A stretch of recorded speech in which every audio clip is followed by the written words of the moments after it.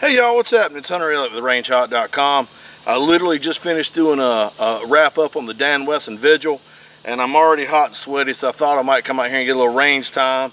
And I brought out one of my most favorite pistols that I own, the Dan Wesson Razorback 10mm. And I was banging some steel with this, and going over the day's events, and how you kind of get on the range, and it's pretty zen-like. Let your mind wander, and it wandered to a topic that I see a question asked all the time and incorrectly answered.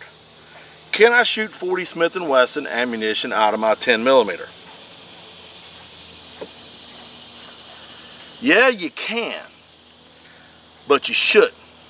Now, everybody's going, oh, but Hunter, I've been doing it for 20 years. I got 175,000 rounds of 40 Smith & Wesson through my 10mm. It ain't never hurt nothing.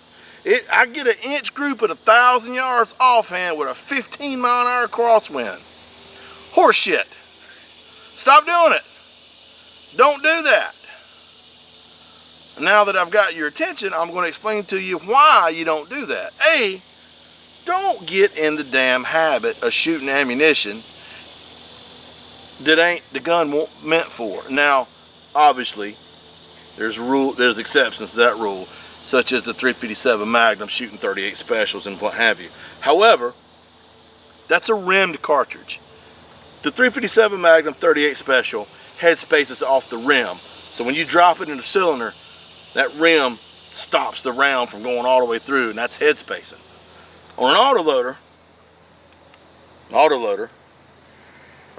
the 40 Smith & Wesson is 142 thousandths of an inch shorter than the 10mm at the case mouth.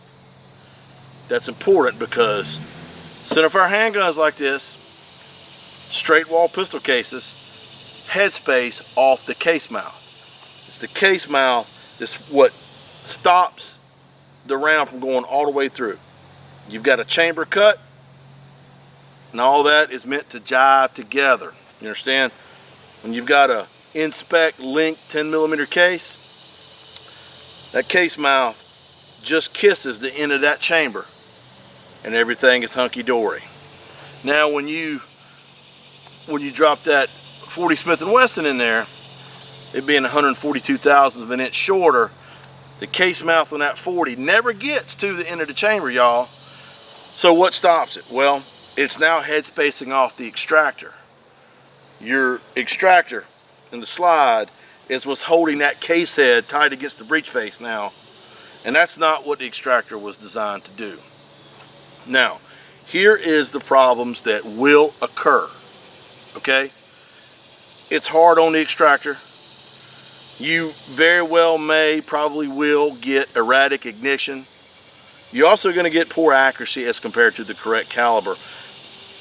And I understand when I say the correct caliber, I know the 40 and the 10 uses a 40 caliber bullet, but I'm talking about the 10mm versus the 40 short and weak, because there is that jump, that lead that the bullet's got to pass through before it actually enters into the rifling. If it enters in cockered or wobbling or yawing or whatever, it's going to completely it's going to be horrible for your accuracy. Now, over time too, what's going to happen is if you have a steady diet of 40 Smith & Wesson through that 10mm chamber, you're going to start getting flame cutting where it head spaces. That bullet is going to wear against the sharp edges of your chamber, and all that powder, burning powder, is very abrasive, just like it'll shoot out a rifle barrel over time. It's going to start cutting that lead down. It's going to cause problems with the barrel. It's going to happen. Now, you go out and you shoot 50 or 100 rounds of 40 Smith & Wesson through your 10mm like you ain't supposed to do, and you decide, well, I'm going to switch back over to 10. You start shooting 10 and you're getting failure to return the batteries, and the gun won't work. That's because since that 142 thousandths we're talking about, jacket residue, unburned powder residue, fouling begins to build up ahead of that chamber. And so now it's just like when you're shooting a lot of 38 special out of your 357 Magnum. It's like you need to go after that cylinder with a bore brush and clean it before you go back to 357 Magnum. Now, I'm not saying shoot 40 and then clean your chamber to shoot 10. I'm saying don't shoot 40 out of your 10, and that's just one of the reasons why. Look here. if you want to shoot 40 out of your 10 millimeter, which I don't know why in the hell anybody would want to do that unless it's just cost savings. And if you're looking to save money on ammo, get a damn reloading press, all right, and start reloading.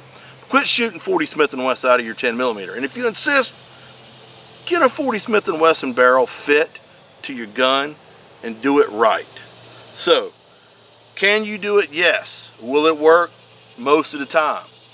But it's hard on the gun. It's hard on the extractor, and it's going to erode your chamber. So it's bad. So stop doing it. Now, I know I'm going to get a shitload of comments on this. I don't care. It's your gun. You do whatever in the hell you want to do to it. Okay, you understand? It don't make no difference to me. But you ought not to. So I don't want to hear it. Anyway, whatever. All right, y'all. I'm going to do a little more shooting. I'm going to get in the damn house because it is hot as fish grease out here. So anyhow, y'all take care of yourselves and each other, and I look forward to seeing you at the range. Oh, hey, and subscribe to my damn channel.